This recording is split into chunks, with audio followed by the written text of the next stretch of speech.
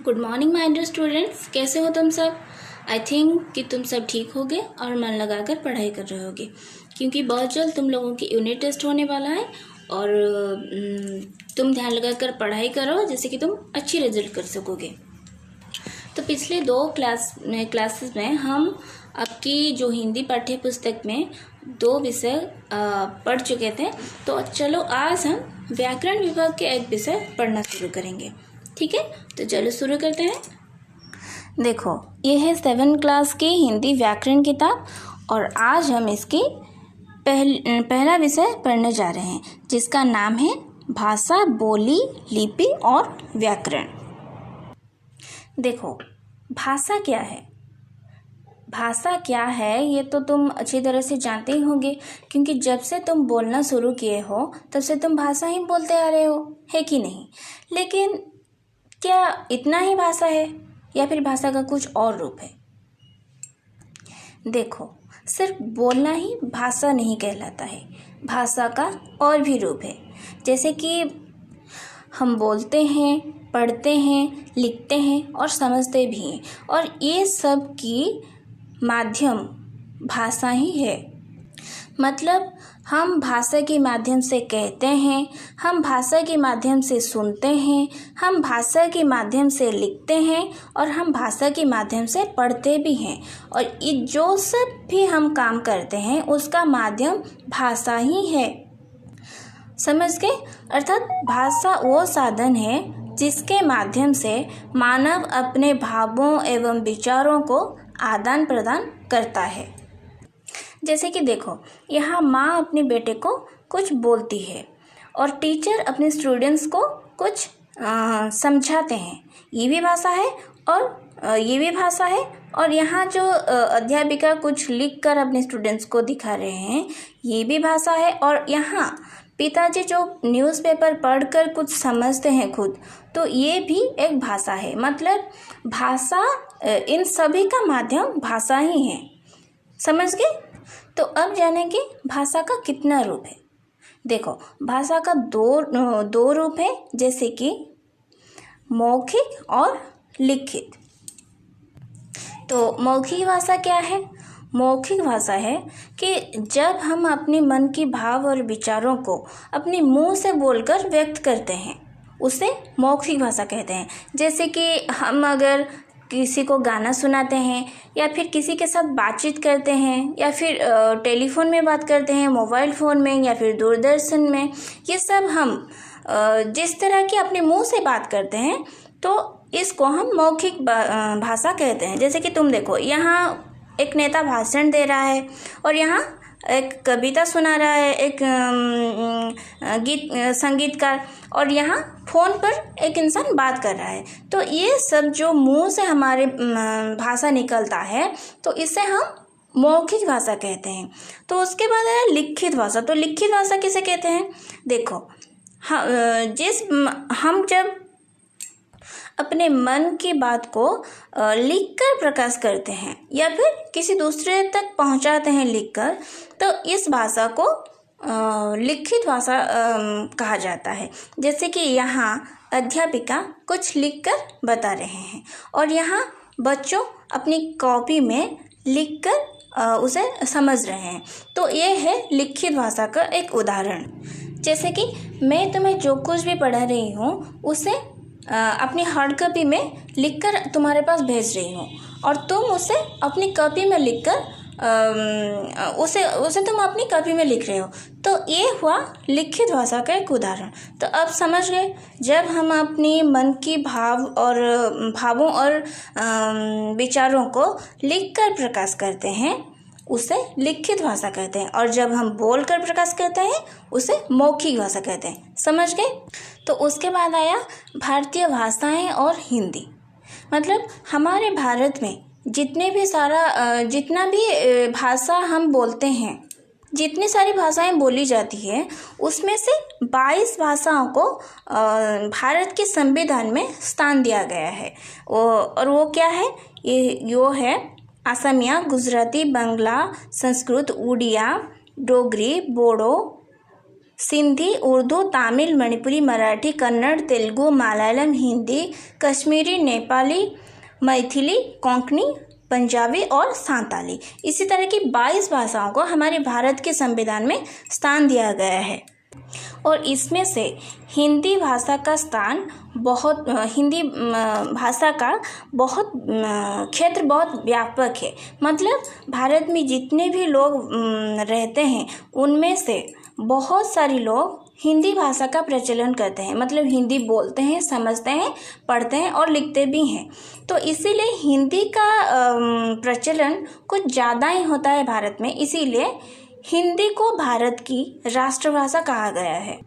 देखो यहाँ है राष्ट्रभाषा, मतलब राष्ट्रभाषा किसे कहते हैं। देखो, जो भाषा किसी राष्ट्र में सबसे अधिक विकसित हो जाती है, अर्थात बोली और समझी जाती है, उसका पूरे राष्ट्र में प्रचार और प्रसार हो जाता है, वो राष्ट्रभाषा कहलाती है और वो भाषा उस राष्ट्र की पहचान बन जाती है। उदाहरण के लिए हिंदी हमारे देश की राष्ट्रभाषा है। समझ गए? क्योंकि हिंदी हमारे राष्ट्र में बहुत प्रचलन होती है और पूरे राष्ट्र की, मतलब पूरे देश के लोग हिंदी को बहुत ज़्यादा प्रयोग करते हैं, मतलब बोलते हैं, लिखते हैं, समझते भी हैं। तो इसीलिए हिंदी का क्षेत्र बहुत बढ़ गया है, इसीलिए हिंदी हमारी राष्ट्रभाषा है। उसी तरह राजभाषा क्या है? देखो, सरकारी कामकाज में जिस भाषा का प्रयोग किया जाता है उसे देश की राजभाषा कहते हैं। मतलब अगर सरकार की तरफ से कुछ चिट्ठी आती है या फिर तुम अगर कुछ सरकारी कामकाज करते हो, वो जिस भाषा में लिखा जाता है उसे राजभाषा कहते हैं। समझ गए? इसी तरह हमारी सरकारी कामकाज में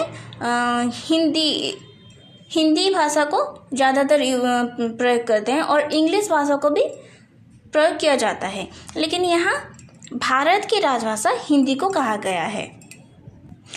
और इससे भारतीय संविधान के अनुच्छेद 343 के अनुसार 14 सितंबर 1949 को भारत की राजभाषा के रूप में स्वीकार किया गया। समझ गए राजभाषा किसे कहते हैं? और मातृभाषा को तो तुम जानते ही होंगे, क्योंकि मातृभाषा क्या है? मातृभाषा है माँ की भाषा। मतलब जो भाषा तुम अपनी माँ से सीखे हो या फिर जो भाषा तुम अपने परिवार से सीखे हो उसे तुम्हारी मातृभाषा कहा जाता है। जैसे कि हम सब ओडिया हैं, तो हमारी मातृभाषा क्या होगा? हमारी मातृभाषा भी ओडिया है, क्योंकि जब से हम पैदा हुए हैं, जब से हम बोलना शुरू किए हैं, तब से हम सब ओडिया ही बोलते हैं और हमारी माँ, हमारे परिवार से हम ओडिया भाषा का ही सीखा करते हैं, ओडिया भाषा को सीखते हैं, इसीलिए ओडिया हमारी मातृभाषा है। समझ गए मातृभाषा क्या है? उसके बाद आया बोली। देखो, बोली किसे कहते हैं? भाषा के क्षेत्रीय रूप को बोली कहते हैं, अर्थात किसी विशेष क्षेत्र की स्थानीय भाषा को बोली कहते हैं। मतलब हमारे देश में या फिर हमारे राज्य में कुछ जगह ऐसे होते हैं जहाँ की मतलब उस जगह में जो भाषा प्रचलन किया जाता है वो उसी जगह पर ही सीमित रहता है। मतलब मानो कि हम यहाँ कहाँ रहते हैं? हम भद्रक में रहते हैं। अगर यहाँ जितने भी लोग रहते हैं उन सब की भाषा एक तरह की लगता है, लेकिन अगर तुम चले जाओगी कहाँ, बालेश्वर या फिर बरहमपुर या फिर कटक, इस जगह को अगर तुम चले जाओगे तो उनकी भाषा में थोड़ी थोड़ी सी परिवर्तन नज़र आएगी, है कि नहीं? कभी सुने होंगे तुम उन लोगों की भाषा। तो ये जो भाषा में उनके जो परिवर्तन तुम देखोगे वो सिर्फ उसी जगह में ही सीमित होगी। मतलब कटक की जो भी भाषा है वो सिर्फ कटक में ही सीमित होगी, या फिर बरहमपुर में जो भी भाषा बरहमपुर की जो लोग बोलते होंगे जो भाषा, वो सिर्फ बरहमपुर में ही सीमित होगी। तो इसी तरह ये भाषा जो वो बोल रहे होंगे, ये सब एक एक बोली की तरह है। मतलब वो जो भी बोलते हैं वो उसी जगह पर सीमित होकर रहता है। मतलब उनका क्षेत्र व्यापक नहीं है, उनका क्षेत्र सीमित है। कुछ निर्दिष्ट एरिया में उनका जो भाषा वो प्रयोग करते हैं वो उनकी एरिया तक ही सीमित रहता है। तो इसी तरह की भाषा को हम बोली कहते हैं। देखो, जब एक ही भाषा अलग अलग क्षेत्रों में अलग अलग तरह से बोली जाती है तो उसे बोली कहते हैं। हिंदी भाषा हरियाणा, राजस्थान, पूर्वी तथा पश्चिमी आंध्र प्रदेश तथा बिहार में बोली जाती है, परंतु हर जगह उसका स्वरूप थोड़ा सा परिवर्तित हो जाता है। जैसे कि ब्रज, अवधी, मगही, बुंदेलखंडी, पहाड़ी, हिंद, मारवाड़ी, हरियाणवी, राजस्थानी, भोजपुरी आदि हिंदी की बोलियां हैं। बोलियां में लोकगीत तथा लोक कथाओं की रचना होती है। तो ये सब हिंदी की एक एक बोलियां हैं। जैसे कि मैं तुमको क्या बोली कि हम लोग ओडिया बोलते हैं, लेकिन ओडिशा में जितने भी लोग रहते हैं उनको अगर थोड़ी सी जगह परिवर्तन हो जाएगी उन लोगों की, तो उनकी भाषा की भी थोड़ी सी परिवर्तन हो जाएगी। उसी तरह यहाँ इनकी भाषा हिंदी है, लेकिन हिंदी भारत में जितने भी जगह में कुछ अलग अलग लोग रहते हैं उनकी भाषा में जो परिवर्तन आता है उस भाषा को बोली कहते हैं। और यहाँ ब्रज, अवधी, मगही ये सब एक एक बोलियां हैं, समझ गए। और इस बोलियों में सिर्फ लोकगीत या फिर लोक कथाएं की रचना होती है, लेकिन साहित्य रचना नहीं होती है। लेकिन जब बोली का क्षेत्र बढ़ जाता है और उसमें साहित्य रचना होने लगता है, तब उस बोली को एक भाषा का रूप मिलता है, यानी कि उस बोली को हम भाषा कहते हैं, समझ गए।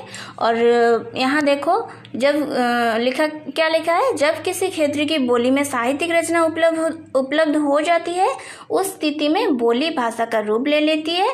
जैसे कि ब्रज और अवधी बोलियां थी और वो भाषा हो गई है, क्योंकि सूरदास और तुलसीदास 2 ग्रंथों लिखे हैं इन 2 भाषा में। और क्या है वो, ब्रज और अवधी भाषा में जो ग्रंथों लिखे हैं वो ग्रंथ क्या है, सूरसागर और रामचरितमानस। सूरदास ने सूरसागर लिखे हैं और तुलसीदास ने रामचरितमानस को लिखे हैं, और ये ब्रज भाषा और अवधी भाषा में लिखा गया है। इसी तरह ब्रज भाषा और अवधी भाषा ये पहले बोलियां थी, लेकिन जब इसमें साहित्य रचना की गई है तो वो बोली भाषा बन गई, समझ गए। उसके बाद आया लिपि। लिपि किसे कहते हैं? देखो, हम जो बोलते हैं, हम जो भी भाषा बोलते हैं उस भाषा को लिखने के लिए हमें कुछ अक्षर या फिर वर्ण या चिन्ह की आवश्यकता है। बिना अक्षर या चिन्ह में, बिना अक्षर के हम कुछ लिख नहीं सकते, है कि नहीं। देखो, भाषा के लिखित रूप में जिन ध्वनि चिन्हों का प्रयोग किया जाता है उन्हें लिपि कहते हैं। मतलब हम जो कुछ भी बोलते हैं उसे भाषा कहते हैं, और उस भाषा को अगर हम लिखित रूप में प्रकाश करेंगे तो उसके लिए हमें लिपि की आवश्यकता है। जैसे कि हम यहाँ हिंदी भाषा को पढ़ रहे हैं या फिर देख रहे हैं, लेकिन ये हिंदी भाषा जो लिखा गया है इसको हम लिपि कहते हैं। और ये लिपि क्या है? ये देवनागरी लिपि है। हिंदी भाषा का लिपि देवनागरी है। उसी तरह अलग अलग भाषा में अलग अलग लिपियों का प्रयोग किया जाता है। जैसे कि हिंदी में देवनागरी है, संस्कृत में देवनागरी है, मराठी में देवनागरी है, कोंकणी में देवनागरी है, नेपाली में देवनागरी है और गुजराती में देवनागरी है। लेकिन बाकी जो भाषा हैं उनका लिपि कुछ अलग है। जैसे कि उर्दू भाषा का लिपि फारसी है, उड़िया का ओडिया है, और बंगाली भाषा का बंगला लिपि है, पंजाबी का गुरुमुखी है, अंग्रेजी का रोमन है, जर्मन का रोमन है, फ्रेंच का रोमन है, फ्रांसीसी का रोमन लिपि है। तो इसी तरह जो भी भाषा हम प्रयोग करते हैं उसको लिखने के लिए हमें लिपि की आवश्यकता होती है। ये जो अक्षर तुम देख रहे हो ये अक्षर ही लिपि कहलाती है, समझ गए। तो उसके बाद क्या आया? व्याकरण। व्याकरण किसे कहते हैं? देखो, व्याकरण वो शास्त्र है जिसके माध्यम से हम अपनी भाषा, वाक्य और शब्दों को शुद्ध कर सकते हैं। मतलब जो कुछ भी हम बोलते हैं उसमें अगर कुछ अशुद्धियाँ रह जाती हैं तो उसको शुद्ध करने के लिए हमें व्याकरण की ज़रूरत होती है। देखो, जब हम कुछ बोलते हैं कभी कभी हमारे उच्चारण गलत हो जाता है, या फिर कभी कभी हम जो लिखते हैं उसमें हमारी वर्तनी गलत हो जाती है। वर्तनी मतलब स्पेलिंग। जैसे तुम इंग्लिश में स्पेलिंग कहते हो, स्पेलिंग गलत होता है, या फिर अगर वाक्य बोलते हैं उस वाक्य में अगर कुछ गलत नज़र आता है, जो कुछ भी, उस सारी गलतियाँ को सुधारने के लिए हमें व्याकरण सीखना ज़रूरी है। तो व्याकरण हमें वो मदद करता है हमारे साहित्य को सुधारने के लिए, हमें सुधारने के लिए, या फिर हमारी वाक्यों को, हमारे शब्द को, हमारी वर्णों को और हमारी